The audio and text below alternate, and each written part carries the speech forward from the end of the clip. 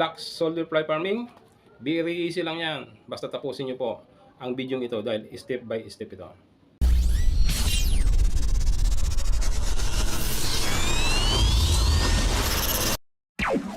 Ito ang step 1, making love cage. Ang love cage po, isang kubo o simpleng kubo na pagkukulungan natin ng mga fly o yung black soldier fly para po makakulikta tayo ng eggs nila, then magawa nating larvae. Ayan, simpleng kubo lang po. Anong materials na available sa inyo, yan po ang gawin ninyo.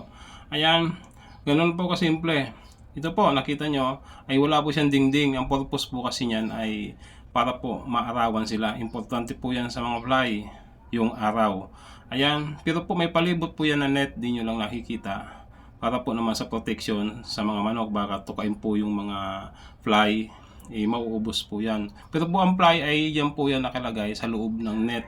Yan pong kulambong nakikita nyo, yung kulay green na yan. Ayan, ganyan lang po. Yan po, may makikita kayong pinto. Dahil po ang nakapalibot niyan ay fish net. Ayan, ganyan lang po kasimple. Love cage po ang tawag dyan. Step 2, making attractant. Ang attractant po ay mga combination lang po ng mga iba't ibang kitchen waste yan, kitchen scraps na ipiperment natin sa loob ng isang plastic para po mabulok siya at magkaroon siya ng di kaaya-ayang amoy para po ma-attract ang fly at lumapit sa atin. After 3 days po, ganito na po ang itsura niyan. Yan, bulok na po siya. Then, lalagyan po natin yan ng ginupit na karton sa taas para po makakulikta tayo ng itlog. Okay, step 3 na tayo. Ayan, collection of BSF eggs. Ayan na po nakikita nyo. Ayan, no? Lumapit na po yung BSF o yung fly ng itlog na dyan sa taas na may nakalagay na igis o yung ginupit na karton. Yan po ang itlogan nila. Kung mapapansin nyo po, sa likod bahay lang po namin yan. Ayan, no? Sa mga may sagingan. Pero po manukan po yan. Andiyan po kasi sila. Ayan, no? Manukan po yan doon sa bandang may left side. Ayan, manukan po yan. Then right side po ay may babuyan dyan. Kaya po madalas nandiyan ang mga fly.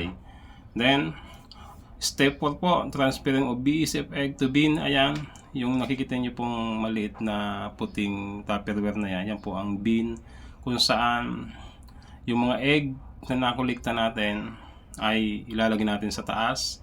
Then ang sa ilalim po niyan ay tinunaw na feeds para po after 3 to 4 days kasi ma-hatch yan, mapipisa yan, huhulog sila dyan sa binayan. Ayan na nga po, after 5 days, yan na po yan, tinatawag na 5 days old larvae. Ayan. Ang susunod pong step yan ay ito, ilalagay na natin siya sa isang bin naman na medyo malaki na may mga ayan, dried chicken manure po yan. Yan po ang magiging pagkain nila hanggang sa lumaki sila. Ayan. Dry na dry po yan. Binilad pong mga manure ng manok yan. Then, ang source of moisture po niyan, maya-maya makikita nyo po. Ilalagyan po natin yan ng mga balat ng prutas, yung mga matutubig na, ayan, tulad po nitong matutubig na prutas. Yan po, mga balat ng Indian Mingo yan. Ayan, para po magkaroon siya ng moisture kasi hindi pwedeng walang moisture yan, mamamatay po ang mga larvae.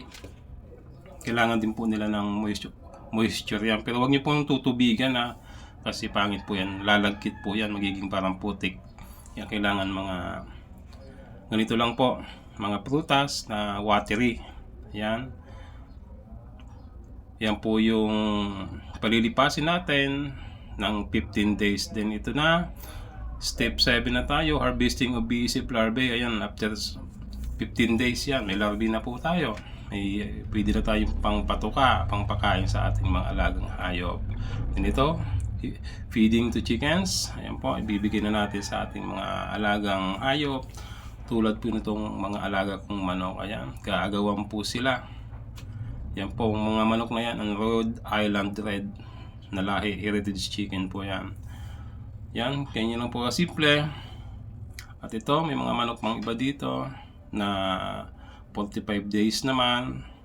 Ayan po, ganyan lang po kasimple magpadami o mag-alaga ng black soldier fly para maka-produce po tayo ng larvae para sa ating mga alagang hayop. Inuulit ko po, hindi lang po ito sa manok.